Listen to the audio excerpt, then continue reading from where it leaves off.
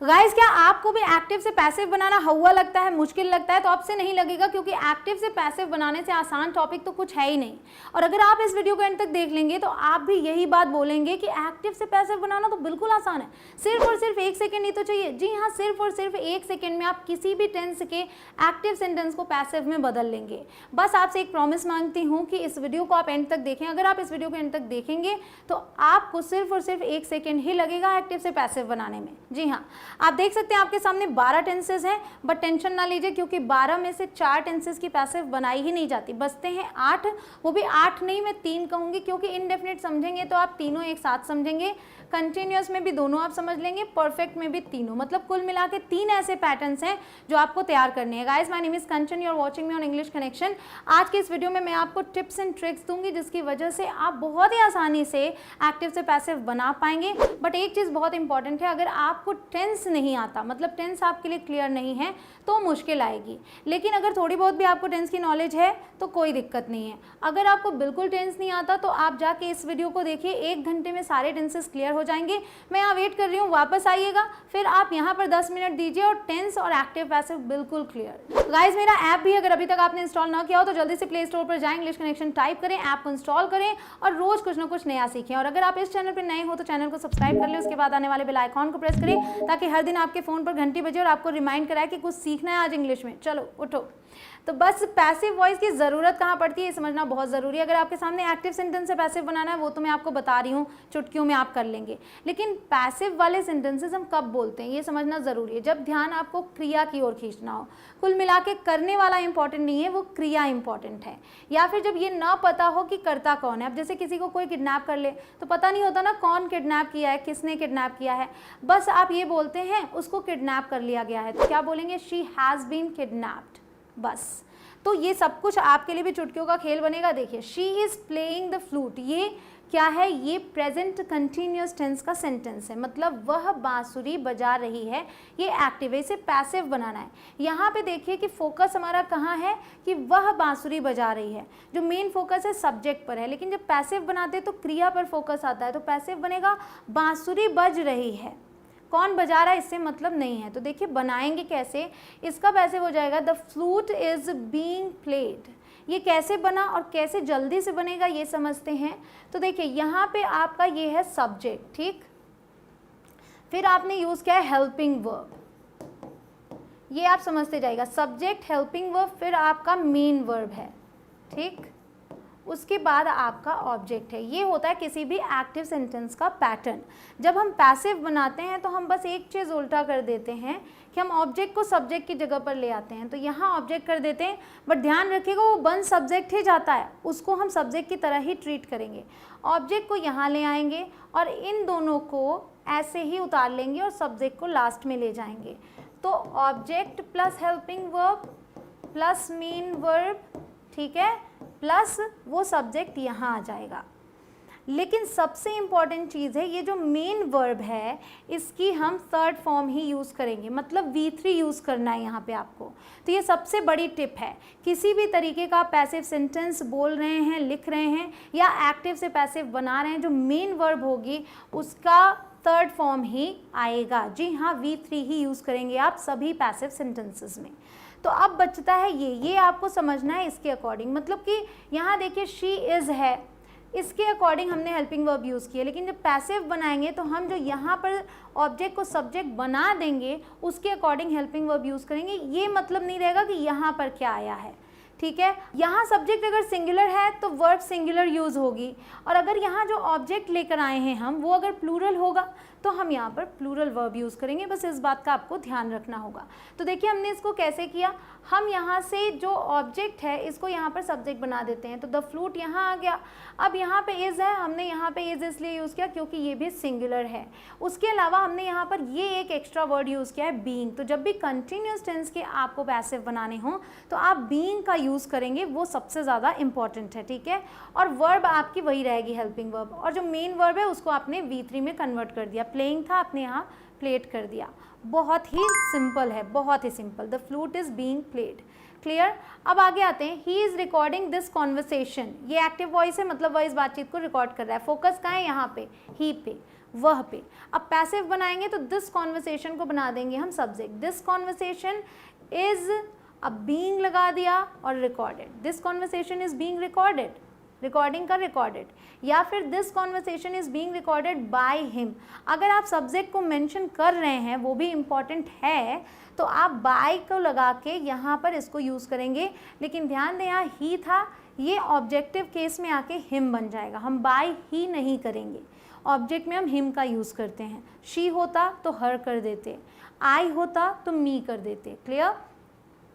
अब देखिए, mats are preparing food, जब आपके घर में कोई मेहमान आता है, जाने लगता है, आप क्या बोलते हैं? खाना पक रहा है। ये नहीं बताते ना कि कौन पका रहा है, फोकस कहाँ होता है? खाना पक रहा है। तो ये चीज़ इंपॉर्टेंट नहीं है, तो हम पैसिव में क्या बोलेंगे? फूड, फिर यहाँ इज़ करेंगे, यहाँ आर था क्योंकि मेट्स है, यहाँ फूड है इसलिए इज़ किया, बीइंग प्रिपेयर्ड। क्लियर? बहुत ही आसान है, कंटिन्यूअस टेंस के सेंटेंसेस तो बहुत ही आसान है। सेम हेल्पिंग वर्ब यूज़ करनी है, बस बीइंग लगा देना है, बस हो गया। They are building the house, वे मकान बना रहे हैं। The house is being built. Clear? आप समझ गए होंगे कैसे किया। They are making every effort to reach there. अब यहाँ पे समझना है कि ऑब्जेक्ट क्या है। ऑब्जेक्ट है every effort, ये तो एक्स्ट्रा चीज़ें, जो एक्स्ट्रा है वो एज इट इज़ उतार देंगे, हमको यहाँ से लेके यहाँ तक समझना है। They are making every effort को पहले ले आए, every effort is being made. Clear? To reach there ऐसे ही उतार लिया।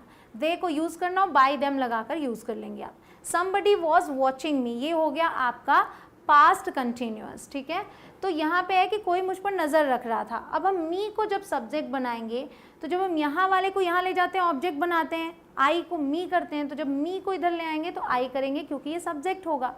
सो मी को यहाँ ले आए, आई के साथ वॉज, फिर बीइंग, फिर वॉच्ड, इसकी third form, I was being watched, मुझ पर नज़र रखी जा रही थी।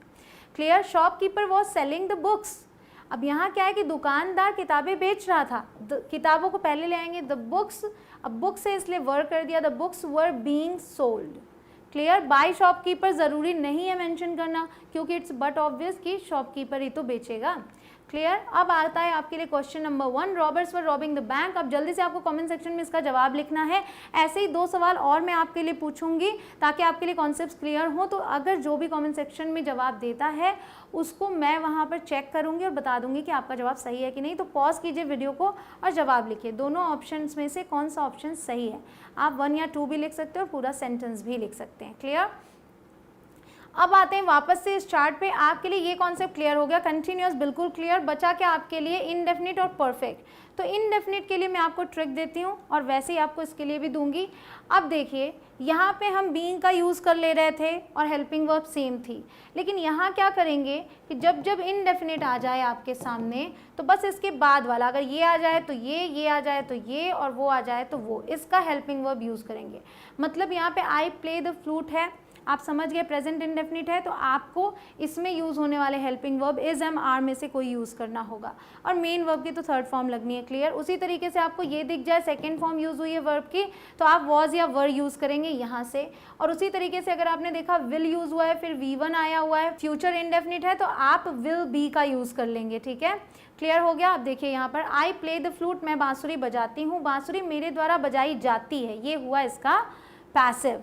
तो हम क्या बोलेंगे? फ्लूट को ले आएंगे पहले, द फ्लूट इज़ यूज़ कर लेंगे, वहाँ कोई हेल्पिंग वर्ब नहीं है बट यहाँ होगी क्योंकि हम उसके बाद वाला यूज़ करें। ये आपके लिए बहुत ही अच्छी ट्रिक है, याद रखिएगा, कभी आप मिस्टेक नहीं करेंगे। The flute is played by me, तो वहाँ पे आई था, बाय मी कर दिया मैंने।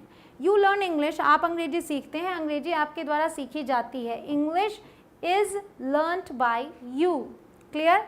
तो V3 तो सब जगह आएगा ही आएगा। दे ब्लेम मी, वो मुझ पर दोष लगाते हैं। आई, मी को आई किया, फिर एम लगाएंगे, blamed by them. Clear? Everyone scolds them, हर कोई उन्हें डांटता है, देम को ले आएंगे, दे कर दिया। अब उसके बाद क्या यूज़ करते हैं? इज, एम, आर में से यूज़ करना है, दे के साथ आर आएगा, they are scolded by everyone. Clear? He wrote a letter, ये पास्ट इंडेफिनिट है, आपको वर्ब की सेकेंड फॉर्म दिख गई। अब पास्ट कंटिन्यूस में क्या यूज़ करते हैं? वॉज या फिर वर। तो हम क्या बोलेंगे? उसने एक पत्र लिखा का क्या हो जाएगा? पत्र उसके द्वारा लिखा गया। A letter was written by him. Clear? Maids cleaned the rooms, तो यहाँ भी आपका पास्ट इंडेफिनिट, रूम्स को पहले ले जाएंगे, द रूम्स, अब क्योंकि प्लूरल है वर लगा दिया, the rooms were cleaned. Clear? Rohan will send you an email, ये क्या है, ये आपका फ्यूचर इंडेफिनिट है। यहाँ क्या है कि दो तरीके के आपके सामने ऑब्जेक्ट्स हैं, आपको चूज़ करना है कोई एक। पहले हम इससे बना लेते हैं, यहाँ है रोहन आपको एक ईमेल भेजेगा, जब हम इसको पहले ले आएंगे तो हो जाएगा आपको एक ईमेल भेजा जाएगा। एन ईमेल विल बी, वहाँ विल था, बी लगा दिया, will be sent to you, ठीक है, will be sent to you. अब अगर हम यू को सब्जेक्ट बनाएं तो हो जाएगा you will be sent an email. Clear? तो ये फ़र्क आ जाता है, दोनों में से आप कोई भी चूज़ कर सकते हैं। क्वेश्चन नंबर 2, वीडियो को पॉज कीजिए, इसका जवाब लिखिए। Robbers robbed the bank, past indefinite है, कौन सा ऑप्शन सही है, ये या फिर ये, चेक करके आप खुद लिखिए। अब आते हैं यहाँ वापस से चार्ट पे। अब आपने ये क्लियर किया, ये क्लियर किया, बचा आपके लिए परफेक्ट। तो जब परफेक्ट का आपको बनाना है पैसिव, तो इसके नीचे वाली वर्ब जो इसके बाद आने वाला टेंस है वहाँ से हम हेल्पिंग वर्ब उठा लेंगे। तो अगर हैव प्लेड है तो हम हैव बीन प्लेड कर देंगे, हैड प्लेड है तो हैड बीन प्लेड कर देंगे, विल हैव प्लेड है तो विल हैव बीन प्लेड कर देंगे। क्लियर? समझ गए आप? ये और भी आसान है क्योंकि इसमें ऑलरेडी वर्ब की थर्ड फॉर्म यूज़ की गई होती है, तो आपको वो नहीं सोचना पड़ता। They have done no harm, उन्होंने कोई नुकसान नहीं किया है, कोई नुकसान नहीं किया गया है। नो हार्म को पहले ले आएंगे, नो हार्म। अब यहाँ हैव था क्योंकि ये दे था, लेकिन नो हार्म सिंगुलर हुआ तो हम हैज़ यूज़ करेंगे। No harm has been done. Clear? Has been done उसके बाद वाला।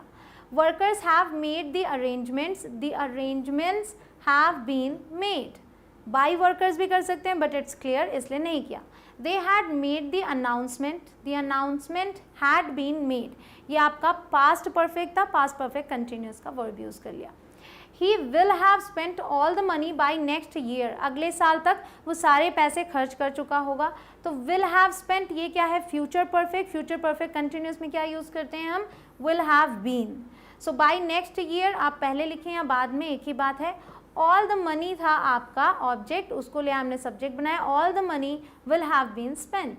Clear guys? क्वेश्चन नंबर 3 आपके लिए, आई होप कि क्लियर हो गया concept. By next month robbers will have robbed the bank, कौन सा ऑप्शन सही है जल्दी से कमेंट सेक्शन में लिख के बता दीजिए। वीडियो पॉज करके लिखेंगे तो आपके लिए अच्छा होगा और आसानी से आप कर पाएंगे। तो हो गया कॉन्सेप्ट क्लियर आप सभी के लिए, तो जल्दी से इस वीडियो को शेयर भी कर दीजिए सभी के साथ, और वीडियो पसंद आए तो लाइक भी कर दीजिएगा। ये ट्रिक हमेशा याद रखिएगा कि जब आपको पैसिव बनानी हो तो कंटिन्यूअस को छोड़ के उसके अलावा जो भी है उसके बाद वाले टेंस की हेल्पिंग वर्ब यूज़ कर लेंगे, कभी कोई गलती नहीं होगी। और मुझे लिख के भी बताइएगा कि आपको ये ट्रिक कैसे लगी। मिलती हूँ अगले वीडियो में। जय हिंद।